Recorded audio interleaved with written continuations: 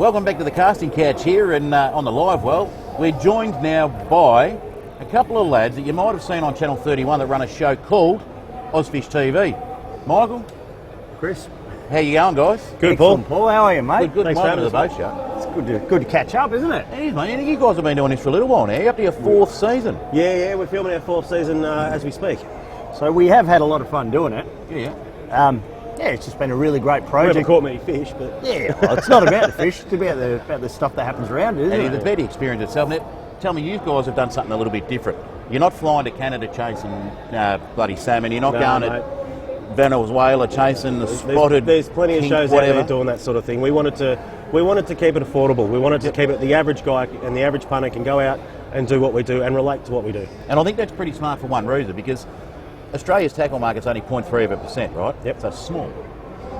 The amount of people that buy tackle in that range or in that stuff that you guys are concentrating on is in that mum and dad right. sort of fishing. Yep.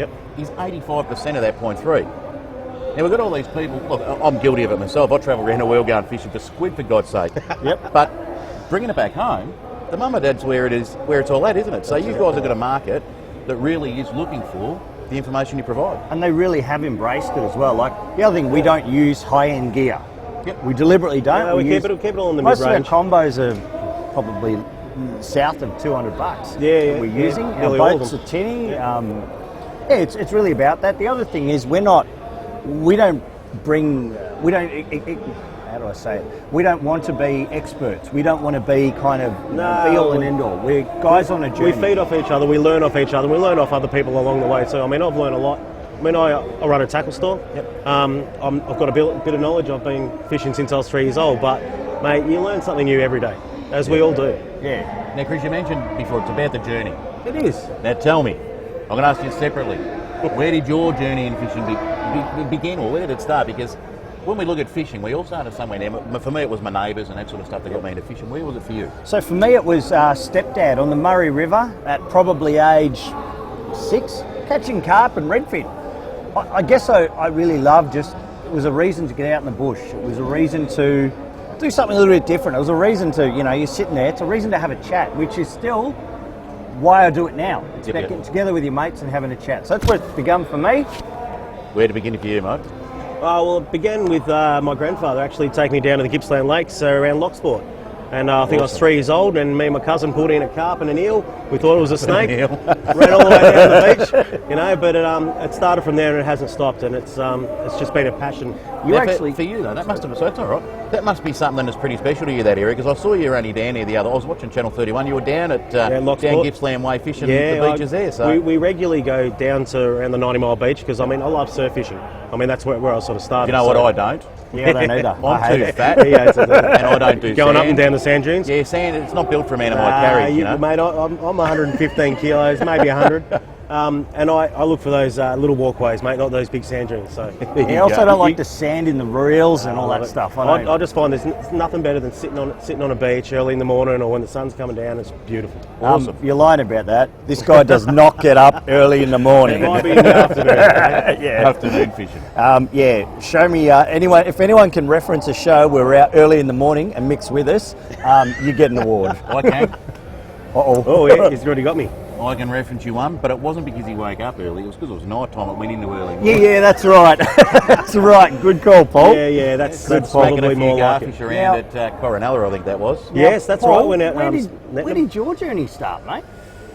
My journey started actually quite later on in life. I didn't start it as young. I was still a kid, but look, none of my family were really into fishing. So I had to look elsewhere for it. We used to go camping down at Rosebud or Macrae, the foreshore. Yeah, I know quite well, And I used to, Mum and Dad, look away. I used to sneak out of the tent at night. Oh. And there was a couple of old, we'll call them ethnic gentlemen that used to camp around us as well. And Charlie they used to- Micahel was one. Yeah, Charlie.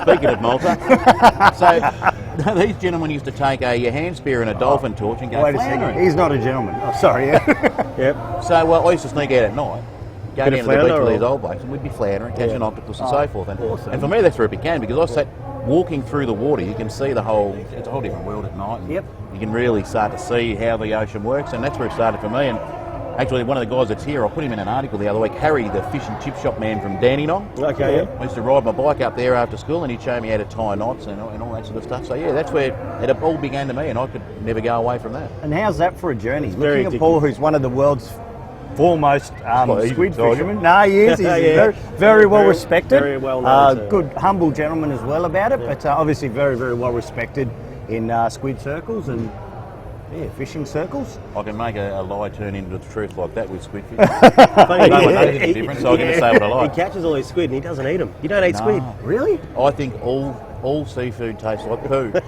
So Well, I'm I quite don't the eat any opposite of on it. that. Fish, crabs, Yeah. prawns, lobster, you can have a lot. Oh, that just shows it's just about the passion. It is. And look, for me, it is a bit. And can I tell you, it's not about catching fish for me. If I don't catch a fish, I don't give two stuffs. But if I chuck a lure somewhere and I get that bang, I'm sold. Yeah. I'm happy. I'll go home happy. Yep. So yeah, it's about time with mates as well. We get out in the water, and it's not about the fishing.